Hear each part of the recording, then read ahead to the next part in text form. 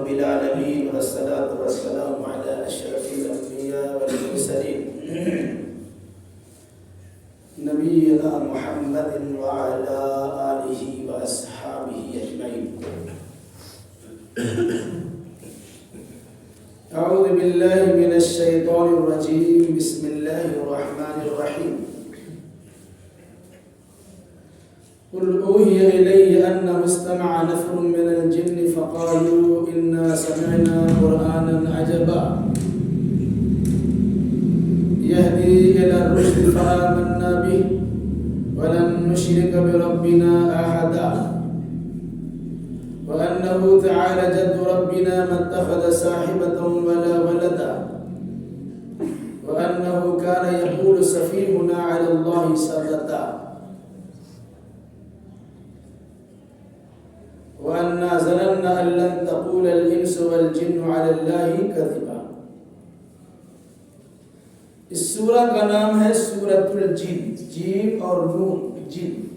جن ایک مخلوق ہے. جن کا معنی ہی ہوتا ہے پوشیدہ چھپا ہوا. یہ ایسی مخلوق ہے جو ہماری نگاہوں سے اوجھل ہے، لیکن ہے یہ مخلوق، اس سے انکار نہیں کیا جا سکتا ہے. اس کی پہلی ہی آیت میں لفظ جن ہے اور جنوں کا جو واقعہ ہے اس سورہ میں بطور خاص بیان کیا گیا ہے. اسی مناسبت سے سورہ کا نام سورہ جن رکھا گیا. یہ سورہ مکی ہے اور مضمون سے اندازہ ہوتا ہے کہ مکہ کے آخری ایام میں اس سورہ کا نزول ہوا ہے. اس سورہ کا خاص اور مرکزی مضمون ایک تو جنات کے بارے میں خبر دینا ہے اور دوسری بات انسان کو یہ سبق پڑھانا ہے کہ بار بار تمہیں قرآن سنایا جاتا ہے پھر بھی تم ماننے کے لیے تیار نہیں ہو. جنات کی ایک جماعت نے ایک مرتبہ اللہ کے نبی صلی اللہ علیہ وسلم کی زبان سے قرآن کی تلاوت کی سماعت کی اور وہ ایمان لے آئے. پھر رسول کی مخالفت کا انجام کیا ہوگا اس کا بھی تذکرہ کیا گیا اور جو انسان اللہ کے ساتھ کسی کو شریک کرتا ہے اس کے انجام بد کا بھی تذکرہ اس سورہ میں بطور خاص کیا گیا ہے.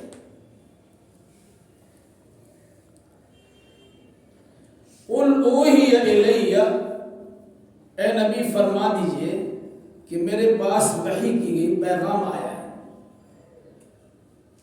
انہ استمع نفر من الجن، کہ جن کی ایک جماعت نے اس قرآن کو سن لیا. فقالوا انا سمعنا قرآنا عجبا، تو لوگوں نے آپس میں کہنا شروع کیا کہ ہم نے ایک عجیب قرآن کو سنا ہے.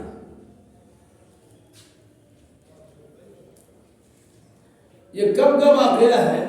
اس سلسلے میں مفسرین کے الگ الگ رائے ہے اور تاریخ نگار نے بھی کچھ الگ الگ باتیں بتلائی.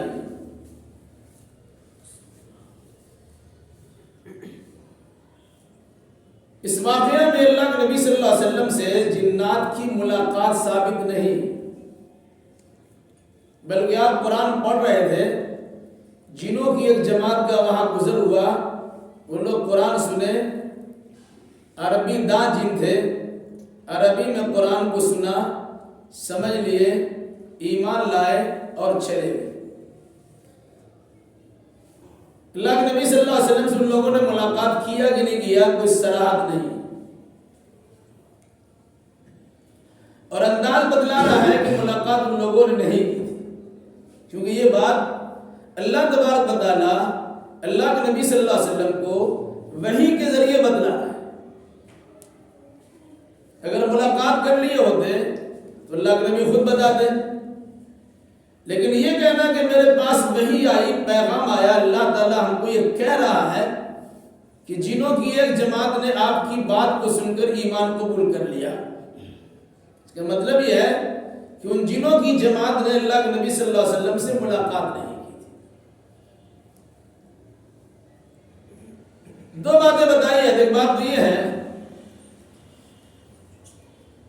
جن لوگوں نے کہا کہ یہ سورہ مکہ کے ابتدائی دور میں نازل ہوا ہے تو واقعہ اس طرح بیان کرتے ہیں کہ قرآن کے نازل ہونے سے پہلے جن لوگ کرتے کیا تھے کہ آسمان کے قریب چلے جاتے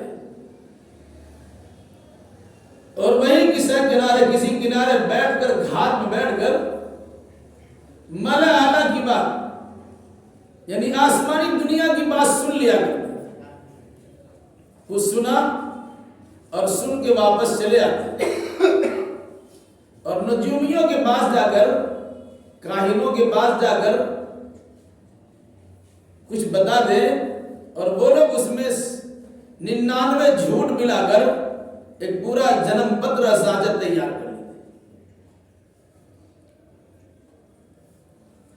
اس مناسبت سے جب جنہوں نے دیکھا کہ اب تم آسمان کے قریب جا بھی نہیں سکتے، پہلے تمہارا جانا آسان تھا، آسمان میں چڑھ نہیں سکتے تھے، لیکن آسمان کے قریب جا کر کہیں بیٹھ کر آسمان کی باتیں کچھ سن کر لیا کرتے تھے، اب تو ہمارا جانا بند ہو گیا۔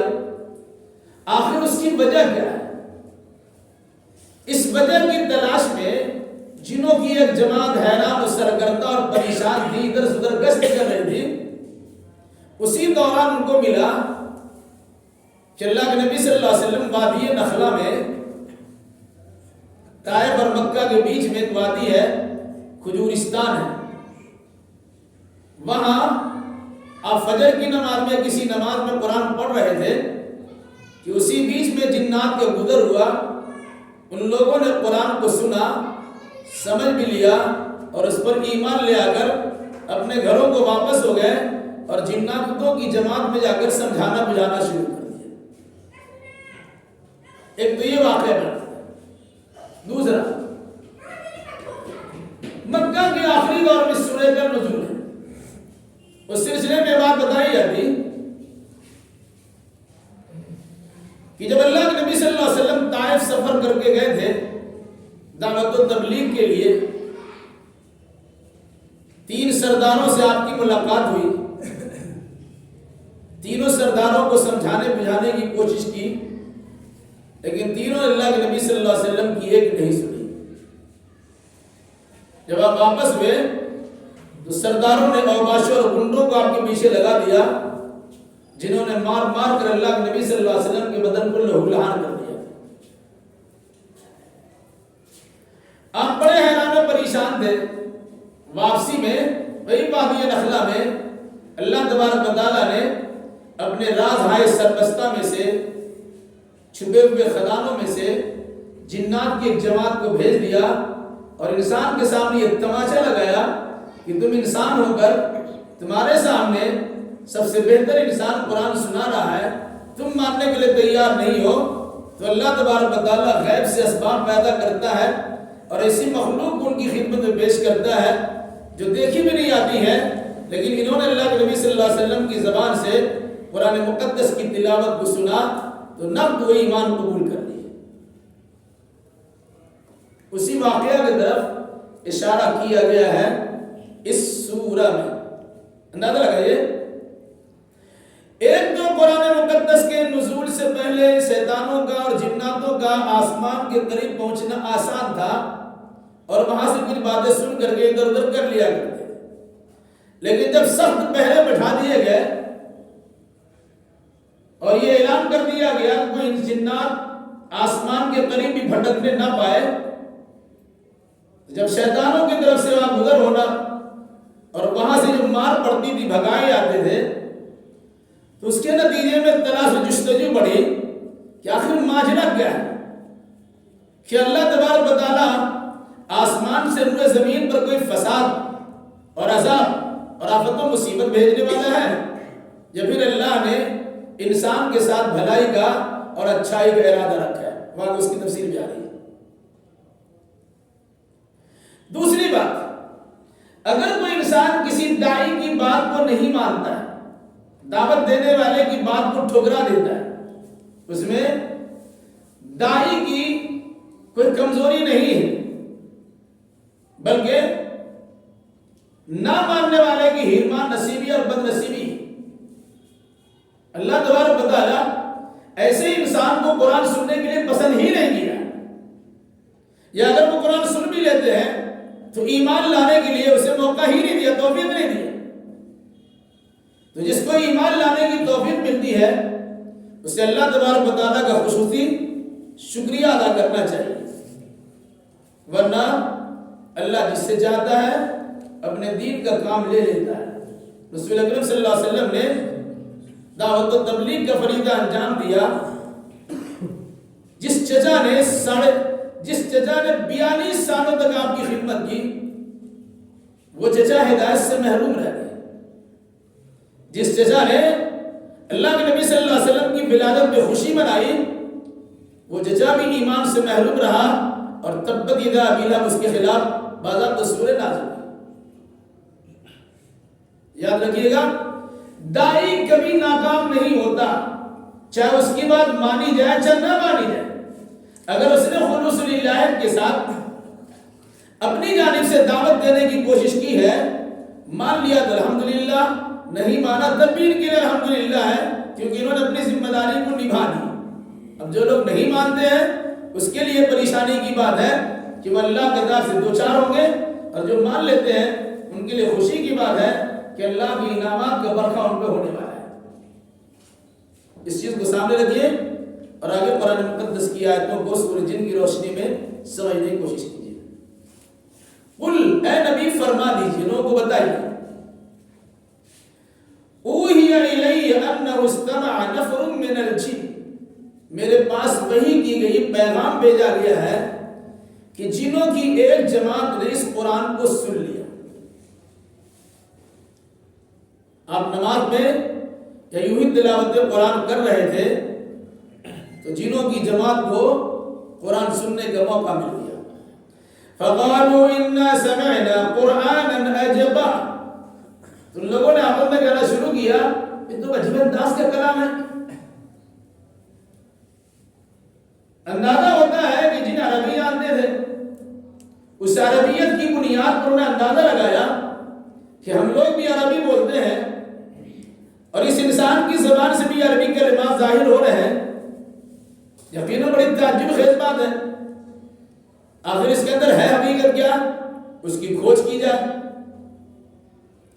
پھر جب اللہ کے نبی صلی اللہ علیہ وسلم کی قرآن کی تلاوت انہوں نے سنی، اس میں دیکھا گیا یہ تو ہدایت کی بات ہے، گمگشتہ انسانوں کو راستہ دکھانے کی بات ہے۔ انسان ہو یا جنات، اللہ کی تو عظیم مخلوقات ہیں، انہیں صحیح ڈگر پہ چلانے والی بات ہے۔ تو کیا کہا ان لوگوں نے، یہدی الی الرشد فآمنا بہ، یہ قرآن لوگوں کو ہدایت صحیح راستے کی رہنمائی کرتا ہے، یہ قرآن لوگوں کو صحیح راستے کی رہنمائی کرتا ہے۔ اتنا مان لیا کہ صحیح راستے کی رہنمائی کرنے والا یہ قرآن ہے، تو اپنی جانب سے اظہار کرتے ہیں فآمنا بہ، ہم اس پر ایمان لے آئے۔ جنہوں نے کہا یہ بڑا زبردست کلام ہے، تاثیر سے پر کلام ہے، اثردار کلام ہے، عجیب و غریب بات ہے، صحیح راستے کی رہنمائی کرنے والا کلام اور قرآن ہے، ہمیں تمہارے بغیر چارہ کار نہیں ہے۔ چنانچہ جتنے بھی جنات کی اس وقت میں افراد وہاں شامل تھے سب ایمان لے آئے۔ وَلَن نُشْرِكَ بِرَبِّنَا أَحَدًا، کام ایمان لے آتے ہیں، اب کبھی اللہ کے ساتھ کسی کو ہم شریک نہیں گردانیں گے، اس کے اقرار بھی کرتے ہیں۔ دو چیز ہے، ایک ایمان لے آنا، دوسرا اپنے ایمان کو شرک سے بچائے رکھنا۔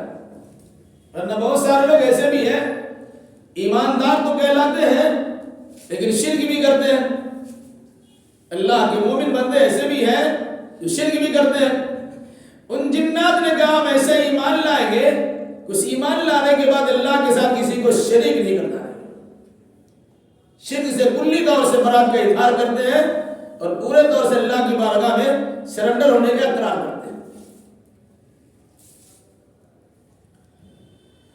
وَأَنَّهُ تَعَالَى جد ربنا ما اتخذ صاحبۃ ولا ولدا.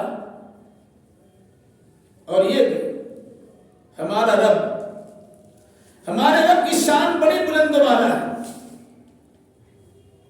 ہمارے رب نے نہ اپنے لیے بیوی بنایا ہے اور نہ بچہ بنایا ہے. یعنی بیوی بچہ عیب ہے، یہ نقص ہے، یہ خامی ہے. چونکہ انسان اس کا مجبور ہو جاتا ہے، اس کا ضرورت مند ہو جاتا ہے، اور جو مجبور ہوگا، ضرورت مند ہوگا، وہ تو اللہ بن ہی نہیں سکتا ہے. گھوم پھر کے کہیں بھی آؤ، بیوی کے پاس جانا ہے، بچوں کی نگرانی کرنا ہے، اپنی ضروریات کے لیے بیوی کا استعمال بھی ہے، بچوں کی پرورش کرنے کے لیے بہت ساری چیزوں کی ضرورت بھی ہے.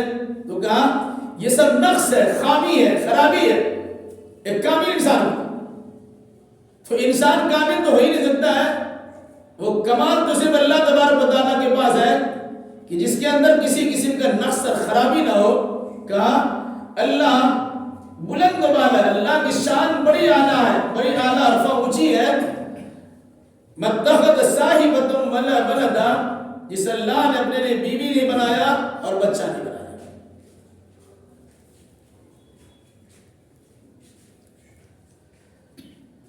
انسان اللہ کے لیے بیوی بچہ کا تصور کرتا ہے، لیکن جنات ایک لمحے میں قرآن مقدس کی آیت سننے کے بعد اپنے سے اقرار کرنا شروع کر دیا کہ ہم اللہ کے لیے بھی بچے کو تسلیم کرنے کے لیے تیار نہیں.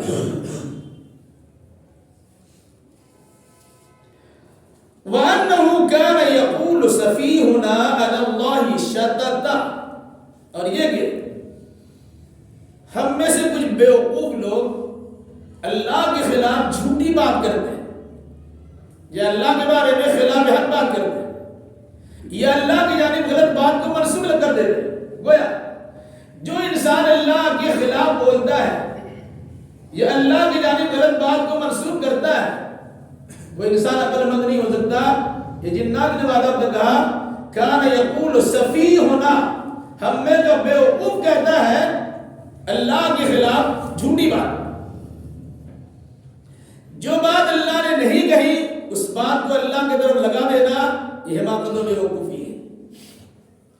اللہ نے بھی بچہ اپنے نہیں بنایا ہے، کوئی انسان اللہ کے بارے میں بچہ مانتا ہے، یہ حماقت و بیوقوفی ہے. اللہ نے اپنے آپ کو شرک سے پاک رکھا ہے.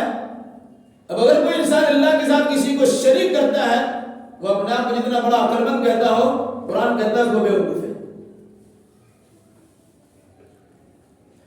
وَأَنَّا ظَنَنَّا أَن لَّن تَقُولَ الْإِنسُ وَالْجِنُّ عَلَى اللَّهِ كَذِبًا. ہم تو یہی سمجھ رہے تھے کہ انسان اور جنات اللہ کے بارے میں کبھی جھوٹ بول نہیں سکتا. یہ اچھے جنات تھے جن کا اپنا نظریہ تھا کہ آخر کوئی انسان کیسے اللہ کے خلاف بول سکتا ہے، کوئی جنات کیسے اللہ کے خلاف بول سکتا ہے.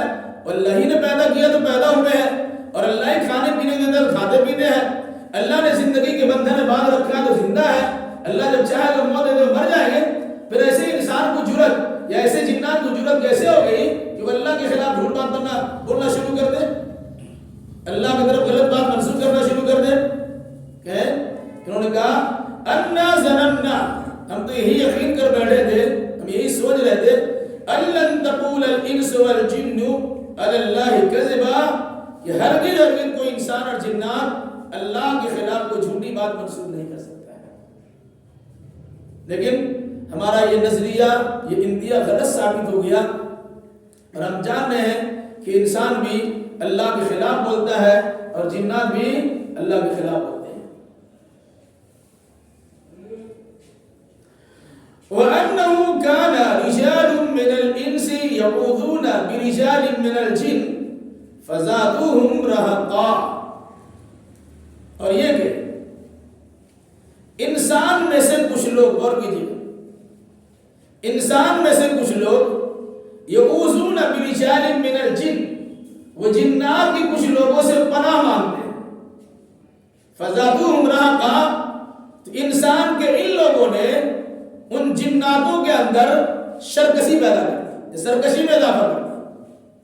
ہوتا کیا تھا عام طور سے عرب والوں کا دستور تھا وہ دن میں سفر کرتے تھے، صبح تڑکے نکل جاتے اور شام تک ان کا سفر موقوف ہو جاتا۔ اب شام ہو گئی تو کہیں ٹھہرنا ہے، کسی باغ میں ٹھہرنا ہے، کسی کھیت کھلیان میں ٹھہرنا ہے، کسی میدانی وادی میں ٹھہرنا ہے، وہاں تو ٹھہریں گے، تو کریں گے کیا پتہ نہیں کون جنات ہوگا کہ کون شیطان ہوگا یا کسی قسم کی مخلوق ہوگی۔ اس سے پناہ جانے کے لیے قافلہ کے سردار، یہ قافلے کے لوگ کہتے تھے ہم اس علاقے کے جنات کے سردار کے پناہ میں آتے ہیں۔ یہ سوچ گئے کہ ہم جنات کے سردار کے پناہ میں چلے گئے، اب جنات ہمارا کوئی کچھ نہیں کر سکے۔ جیسے کسی انسانی محلہ میں چلا جائے اور کسی سردار کو پکڑ لیا کہ بھائی ہمیں یہاں رہنے دیجیے، جب سردار نے رہنے کی اجازت دے دی تو کوئی اس کے ماتحت اس کے خلاف کچھ کر بھی نہیں سکتا۔ اس طریقے سے لوگ سفر کرتے تو شام کے وقت میں رات میں گزارنا ہوتا تھا، اس طرح جملے بولتے تھے اس وادی یا اس میدان، اس علاقے کے جناتوں کے سردار کی پناہ میں ہم لوگ آتے ہیں۔ یہ کہہ لیا سمجھتے تھے کہ اب جنات کی پناہ میں چلے گئے، آرام سے جاتے تھے۔ اسی کو قرآن نے کہا وَأَنَّهُ كَانَ رِجَالٌ مِّنَ الْإِنسِ يَعُوذُونَ بِرِجَالٍ مِّنَ الْجِنِّ فَزَادُوهُمْ رَهْقًا۔ انسان کے کچھ لوگوں نے جنات کے کچھ لوگوں سے پناہ طلب کرنا شروع کیا تو ان انسانوں نے ان جناتوں کے اندر سرکشی پیدا کر دی کہ ہم بھی کچھ بڑے ہیں، جبکہ جنات کے بالمقابل بڑا انسان ہوتا ہے۔ جنات کے بالمقابل فضیلت انسان کو حاصل ہے، جنات سے زیادہ طاقتور انسان ہوتا ہے۔ جھلک سی بات ہے کہ انسان جو اپنی طاقت کو گنوا دیتا ہے تو جنات کیا کسی عام مخلوق کے سامنے اپنے آپ کو گرا دیتا ہے۔ جب ڈر اس کے اندر پیدا ہو گیا، اللہ کے ڈر کے بجائے مخلوق کا ڈر انہیں ستانے لگا، تو اپنے آپ کو بچانے کے لیے لوگ اس طریقے سے کہا کرتے تھے اس علاقے کے جنات کے سردار کی پناہ میں ہم لوگ آتے ہیں، اور اس کے بعد یہ آرام سے سویا اپنے ذہن میں بٹھا لیا اب تو جنات ہماری بات مان لیں گے، ہمارا کوئی نقصان نہیں کرے۔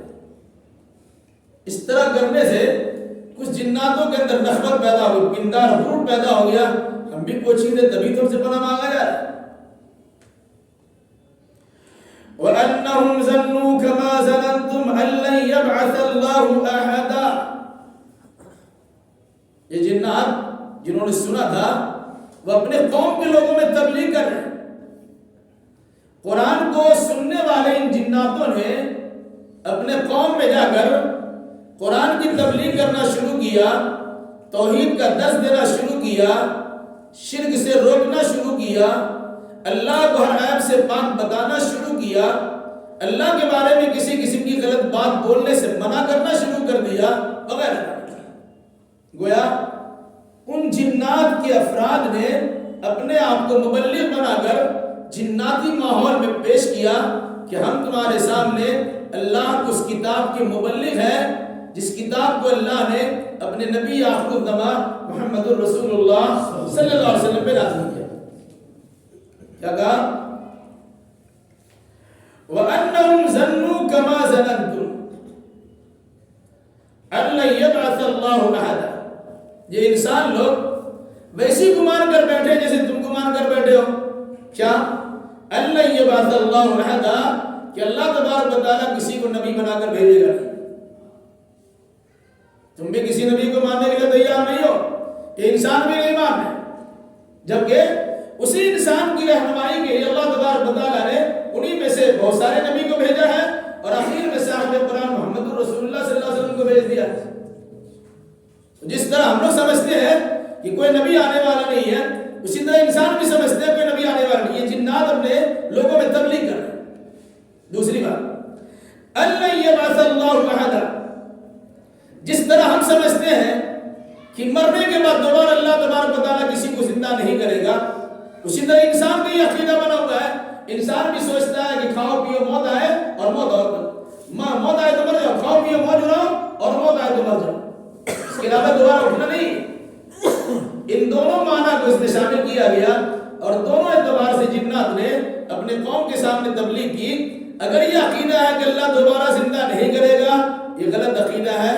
انسان کو اللہ نے پیدا کیا ہے اور دنیا کے اسباب وسائل عطا کر دیے ہیں، زندگی گزارنے کی ساری سہولیات دے دیا ہے، پھر موت سے دو چار کرے گا، اٹھائے جائیں گے، ان سے پوچھا جائے گا زندگی تم نے کیسی گزاری۔ اسی طریقے سے اللہ تبارک و تعالیٰ کے بارے میں یہ کہنا کہ اللہ کسی کو نبی اور رسول بنا کے بھیجتا نہیں ہے، یہ انسان کی بھی غلطی ہے اور ہم جنات کی بھی غلطی ہے۔ لیکن آج پتہ چلا کہ نہیں، اللہ انسان کو رسول بنا کے بھیجتا ہے اور اسی میں سے آخری رسول محمد صلی اللہ علیہ وسلم ہے، جن کے ذریعے سے ہم نے اس کلام کو سنا ہے۔ وَأَنَّا لَمَسْنَا السَّمَاءَ فَوَجَدْنَاهَا مُلِئَتْ حَرَسًا شَدِيدًا وَشُهُبًا۔ یہ جنات لوگوں سے کہہ رہے ہیں، اپنے لوگوں جنات سے، ہم نے آسمان کو چھو کر دیکھا، فَوَجَدْنَاهَا تو ہم نے آسمان کو پایا، مُلِئَتْ بھرا ہوا، حَرَسًا شَدِيدًا سخت پہرے داروں سے، وَشُهُبًا اور آگ کی انگاروں سے۔ کہ پہلے تو ہم جاتے تھے آسمان کنارے، آگے اس کی آ رہی ہے، پہلے بار آسمان کنارے جا کے سن لیا کرتے تھے، کوئی روک تھام نہیں تھا، کوئی پہرے داری نہیں تھی، جہاں چاہ بیٹھ گئے، کھان لگا سن لیا، واپس چلے آتے تھے۔ لیکن اب تو ایسا لگتا ہے کہ وہاں جانے سے مار پڑتی ہے، وہاں جا ہی نہیں سکتے ہیں، گزر جائے کچھ اگلے کی بات تو الگ سی بات ہے، وہاں ہاتھ لگا کے بیٹھ نہیں سکتے ہیں۔ کیا فرمایا؟ ہم نے آسمانی دنیا کو ٹٹول کے دیکھا، چھو کر کے دیکھا، فَوَجَدْنَاهَا تو ہم نے اس آسمان کو پایا، مُلِئَتْ بھرا ہوا ہے، حَرَسًا شَدِيدًا کس سے بھرا ہوا ہے؟ پہرے داروں سے۔ جگہ جگہ پر اللہ کے فرشتے پہرے داری میں لگے ہوئے کہ کوئی اوپر چڑھنے نہ پائے۔ وَشُهُبًا اور آگ کے انگارے، وہ انگارہ کہاں سے؟ ستاروں کو توڑ توڑ کر اس کے ذریعے سے شیطان کو مارا جاتا ہے، اس کو شہاب ثاقب کہتے ہیں۔ کہ جگہ جگہ پر یہ شہاب بھی ہے، شہاب ثاقب بھی ہے، ستارے کو ٹوٹے ہوئے انگارے والے سامان بھی ہے، اور علاوہ اس کے فرشتے بھی جگہ جگہ پر ہیں۔ وَأَنَّا كُنَّا نَقْعُدُ مِنْهَا مَقَاعِدَ لِلسَّمْعِ حالانکہ ہم آسمان کے کسی کنارے میں سننے کی جگہ بنا کر بیٹھ جایا کرتے تھے۔ پہلے ہم آسمان کے کسی کنارے میں گئے، گھات لگا دیا، کھان لگا دیا، کہیں بیٹھ کے آرام کر لیا، اور آسمانی دنیا کی جو گفتگو ہو رہی تھی ہم اس کو سن لیا۔ یہ پہلے ہوا کرتا تھا، لیکن آج کیا حالت؟ فَمَن يَسْتَمِعِ الْآنَ یجد لہ شہابا رصدا۔ اب جو کوئی اس میں سے، ہم میں سے کوئی آسمان کے قریب جا کر آسمانی بات کو سننا چاہتا ہے تو اپنے لیے گھات میں آگ کا انگارہ پاتا ہے، یہ شعلہ پاتا ہے۔ مطلب کیا ہوگا؟ اگر ہم ادھر جانا چاہتے ہیں، ایک تو فرشتوں کی پہرہ داری بھی ہے، دوسرا فرشتے آسمان کے تاروں کو توڑ کر اسی کے ذریعے سے انگارے شعلے برساتے ہیں ہم پر، تاکہ ہم آسمان کی طرف بیٹھ نہ سکے اور آسمانی بات سن نہ سکے۔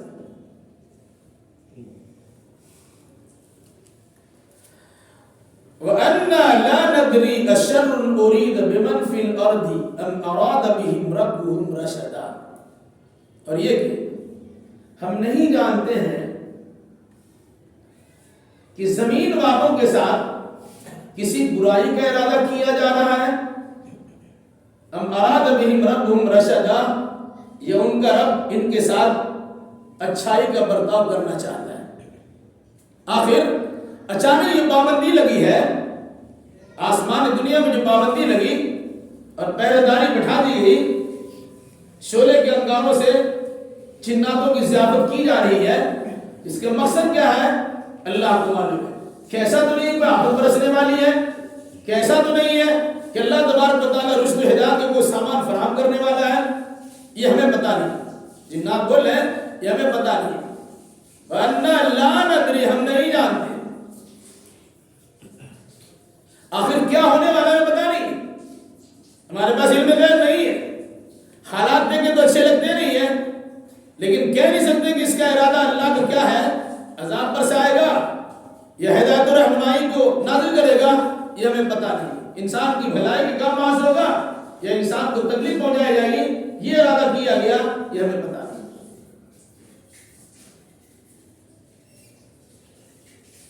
غور کیجیے گا،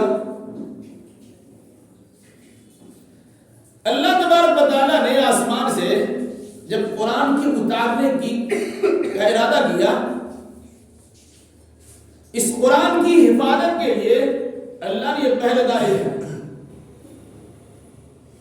لوح محفوظ سے فرشتوں کے ذریعے سے اللہ نے قرآن مقدس کو نقل کروایا۔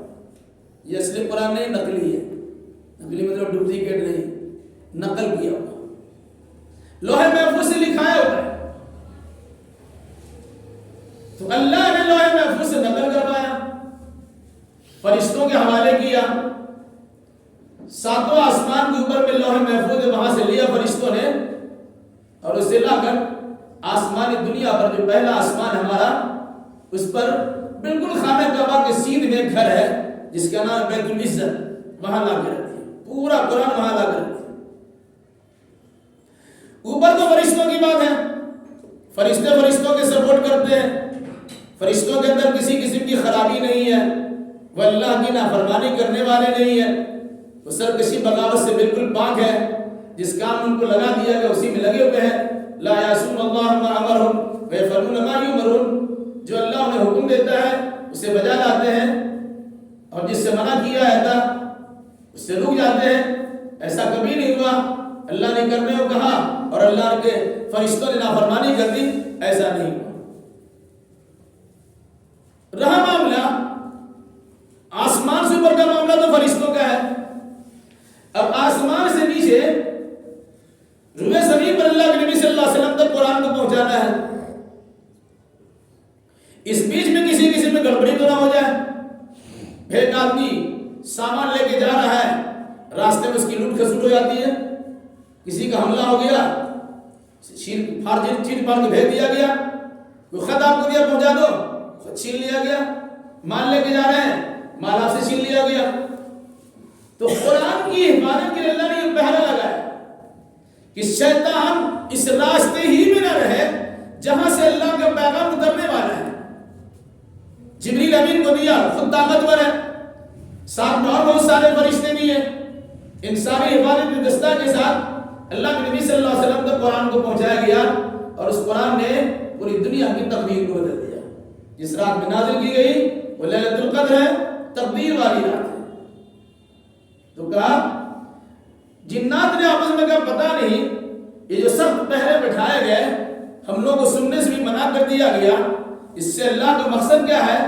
اللہ کوئی عذاب بھیجنا چاہتا ہے یا لوگوں کی درستی کو سامان کرنا چاہتا ہے؟ ہمیں آتا پتہ نہیں۔ اس سے اندازہ ہوتا ہے کہ جنات نے اپنے علم غیب کی خود ہی نفی کر دی۔ سارا فساد یہ ہوتا ہے ہم جنات کے بارے میں وہ سب کچھ جانتا ہے، اور اس کے بعد ڈھکوسلا شروع ہوتا ہے،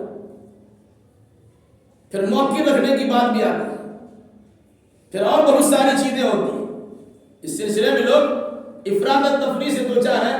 کچھ لوگ تو جنات کی موجودگی کا انکار کرتے ہیں، بالکل غلط ہے، جنات کا وجود ہے انکار تو نہیں کر سکتے۔ کچھ لوگ کہتے ہیں کہ جنات کسی میں سوار نہیں ہوتا، کچھ لوگ کہتے ہیں سوار ہوتا ہے۔ جو لوگ کہتے ہیں جنات کسی میں سوار نہیں ہو سکتا وہ بھی نظریہ غلط ہے۔ یہ حقیقت ثابت ہے کہ جنات سوار ہوتا ہے، وہ نقصان ہی پہنچاتا ہے، کبھی فائدہ ہی پہنچاتا ہے، وہ کبھی چوری بھی کر لیتا ہے۔ حدیث بخاری کی موجود ہے کہ صدقہ کا مال یا فطرہ کا مال چوری کر کے لے جا رہا تھا، حضرت ابو ہریرہ نے پکڑا ان کو۔ اس طریقے سے چوری بھی کر سکتا ہے وغیرہ۔ کچھ لوگ اس کا سرے سے انکار کرتے ہیں، وہ بھی غلط ہے۔ کچھ لوگ جنات کو سب کچھ سمجھتے ہیں، وہ بھی غلط ہے، وہ بھی ایک مخلوق ہے، وہ اللہ کے حکم کے پابند ہے۔ وَأَنَّا مِنَّا الصَّالِحُونَ وَمِنَّا دُونَ ذَلِكَ كُنَّ طَرَائِقُ قِدَدًا، اور یہ کہ ہم میں سے کچھ لوگ تو نیکوکار ہیں، وَمِنَّا دُونَ ذَلِكَ، اور ہم میں سے کچھ لوگ اس کے برخلاف ہیں، یعنی اچھے نہیں ہیں۔ جنات آپس میں لوگوں سے کہہ رہے ہیں ہمارے اندر اچھے جنات بھی ہیں اور ہمارے اندر خراب جنات بھی ہیں، ہمارے اندر توحید پرست بھی ہے، ہمارے اندر شرک کرنے والے بھی، ہمارے اندر اصلاح کرنے والے بھی ہیں، ہمارے اندر فساد کرنے والے بھی، کن طرائق بدعا، اور ہمارے راستے الگ الگ ہیں۔ وسیع نے کہا جس طرح انسان کے اندر فرقہ بندیاں ہے اس طرح جنات کے اندر بھی ہے، جس طرح انسان میں کافر و مشرک اور مومن و موحد ہے اسی طرح جنات کے اندر بھی، جنات بھی اچھے ہیں برے ہیں جس طرح انسان اچھے برے ہوتے ہیں۔ کہا کننا طرائق بدعا، ہم لوگ کے راستے الگ الگ ہیں، یعنی مختلف قسم کی ٹولیوں میں اور جماعتوں میں ہم بٹے ہوئے ہیں۔ یہ وہ لوگ بیان کر رہے ہیں جن جنات نے اللہ کے نبی صلی اللہ علیہ وسلم کی مجلس میں ایک مرتبہ قرآن سنا اور اپنے دل کے اندھیرے کو دور کر کے دنیا والوں کے سامنے روشنی پہنچایا۔ پورا قرآن سن لیتے ہیں لیکن توفیق نہیں ملتی ہے لوگوں کو بتانے کی اور اس کو سمجھانے کی۔ مسلمان گھر میں پیدا ہونے کے باوجود بھی ہمارے پاس علم نہیں ہوتا ہے کہ اللہ ہم سے کہنا کیا چاہتا ہے۔ وہ جنات نے ایک مجلس میں اللہ کے نبی صلی اللہ علیہ وسلم کی کچھ باتیں سنی ہیں اور ایمان کی دولت سے مالا مال ہو کر اپنے آپ کو مبلغ بنا کر پیش کیا اور اپنے قوم میں دعوت و تبلیغ کرنا شروع کر دی۔ وَأَنَّا ظَنَنَّا أَن لَّن نُّعْجِزَ اللَّهَ فِي الْأَرْضِ وَلَن نُّعْجِزَهُ حَرَبًا۔ اب ہمیں یقین آ گیا ہے کہ ہم زمین میں اللہ کو عاجز نہیں کر سکتے اور نہ ہی آسمان میں بھاگ کر اللہ کو عاجز کر سکتے ہیں۔ مطلب کیا ہے؟ ہم اللہ کے قانون میں جھگڑے ہوئے ہیں۔ ایسا نہیں ہے کہ زمین کسی کنارے بھاگ جائیں گے اور اللہ ہم کو پکڑ نہیں سکے گا، یا آسمان کسی گوشے سے بھاگ چلے جائیں گے اور اللہ ہم کو پکڑ نہیں سکے گا۔ اس سے پہلے بات آ چکی ہے یا معشر الجن والانس ان استطعتم ان تنفذوا من اقطار السماوات والارض فانفذوا۔ اے انسان اور جنات، اگر تم آسمان و زمین کی کسی کنارے سے بھاگنا چاہو تو بھاگو، لا تنفذون، تم بھاگ ہی نہیں سکتے ہو سوائے طاقت و قوت کے، اور وہ قوت تمہارے پاس نہیں۔ تو کہا ہم نے یقین کر لیا ہے کہ ہم میں سے کوئی اللہ گروہ زمین پہ عاجز نہیں کر سکتا ہے۔ ہم گناہ کریں گے، اللہ ہمیں سزا دینا چاہے گا تو ہم اللہ سے بچ نہیں سکتے، نہ زمین میں بچ سکتے ہیں نہ آسمان میں بھاگ کے بچ سکتے ہیں۔ یہاں رہیں گے تب بھی پکڑے آئیں گے، آسمان کی جانب جائیں گے تب بھی پکڑے آئیں گے، یعنی کہیں بھی ہم اللہ کو عاجز نہیں کر سکتے، اللہ کو عاجز و درمادہ نہیں کر سکتے، اللہ سے سبقت نہیں کر سکتے، اللہ کو پیچھے چھوڑ دیا ہم آگے بڑھ گئے۔ جنات اپنے عقیدے کا اظہار کرتے ہیں، ہم ایسا کبھی نہیں سوچ سکتے، بلکہ ہمارا عقیدہ یہ ہے ہم کبھی بھاگ نہیں سکتے ہیں اور اللہ کو عاجز نہیں کر سکتے ہیں، نہ زمین میں بھاگ سکتے ہیں نہ آسمان بھاگ سکتے ہیں۔ وَأَنَّا لَمَّا سَمِعْنَا الْهُدَىٰ آمَنَّا بِهِ، اور یہ کہ ہم نے ہدایت کی بات کو سن لیا تو اس پر ایمان لیا ہے۔ فَمَن يُؤْمِن بِرَبِّهِ فَلَا يَخَافُ بَخْسًا وَلَا رَهَقًا، جو انسان اپنے رب پر ایمان لے آتا ہے اسے کسی قسم کے نقصان کا خوف نہیں ہے اور کسی قسم کی زیادتی کا خوف نہیں۔ جو جنات نے آپس میں ایک دوسرے کو سمجھایا بجھایا کہ ہم نے ہدایت بھری کتاب کی بات کو سن لیا، یہ ہدایت پر مشتمل آیات کی سماعت ہم نے کر لی، فوراً ہم اس پر ایمان لے آئے۔ اب ایمان لانے کے بعد ہوتا کیا ہے؟ جو انسان اپنے رب پر ایمان لاتا ہے اللہ تبارک و تعالیٰ اسے بے خوف کر دیتا ہے۔ کس بات سے؟ کہ اس پر ظلم و زیادتی بھی نہیں ہوگی اور ساتھ ساتھ اسے کسی قسم کا نقصان بھی نہیں پہنچایا جائے گا۔ جو ایمان کی دولت سے مالا مال ہوگا وہ ہر طرح سے محفوظ رہے گا۔ اور اس طرح سے پھر باتیں ہیں جو جنات نے باضابطہ اپنے قوم کے سامنے بطور تبلیغ کے بیان کی ہے۔ یہ درس دیا جاتا ہے ہمارے لیے قرآن کی سورہ کے ذریعے سے کہ جب جنات مبلغ بن سکتا ہے انسان مبلغ کیوں نہیں بنے؟ جب جنات قرآن کو سننے کے بعد اس کی دعوت کو عام کرنے کے لیے تیار ہو سکتا ہے تو انسان دعوت سننے کے بعد اس کی دعوت کو عام کرنے کے لیے تیار کیوں نہیں ہوتا؟ جب انسان جب جنات ایک مجلس میں سن کر پہلی بار بھی ایمان لے آتا ہے تو انسان سے تو بہتر تقریباً ہو گیا وہ جنات کہ جنہوں کو بار بار سنا یا تو سننے کے بعد بھی سننے کے لیے ماننے کے لیے تیار نہیں ہے، لیکن اس جنات نے ایک مرتبہ سنا اور ایمان قبول کر لیا۔ یہ فضیلت کی بات ہوتی ہے، اللہ جس کو توفیق دے دے۔ اس اللہ تعالیٰ سے دعا کیجیے اللہ ہمیں اور آپ پر جملہ مسلمانوں کو زندگی کے تمام تر شعبات میں کتاب اللہ اور سنت رسول اللہ کی روشنی میں عقیدہ و اعمال بجا لانے کی توفیق برابر فرمائے.